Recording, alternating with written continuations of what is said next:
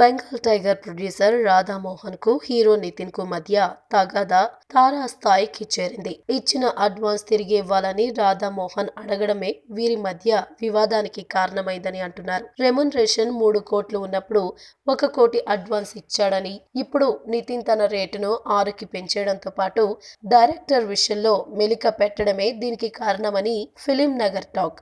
Director గా సురేందర్ రెడ్డే కావాలని అడగడంతో పాటు ప్రస్తుత రెమ్యునరేషన్ కు రాధామోహన్ ఒప్పుకోకపోవడంతో సమస్య తలెత్తిందంటున్నారు. అయితే తాను ఇచ్చిన అడ్వాన్స్ అయినా తిరిగి ఇమ్మని రాధామోహన్ కోరినప్పటికీ నితిన్ ముఖం చాటేయడంతో ఈ పంచాయతీని పెద్దల దగ్గర పెట్టాలని ప్రొడ్యూసర్ భావిస్తున్నట్లు తెలుస్తుంది. అయితే దీనిపై అటు నితిన్ గాని రాధామోహన్ గాని మాట్లాడిన సందర్భం లేదు. ఈ వీడియో మీకు నచ్చినట్లయితే సబ్స్క్రైబ్ చేయండి. ఫిలిమి స్టార్స్ బోలెడంత న్యూస్ బోల్డ్గా.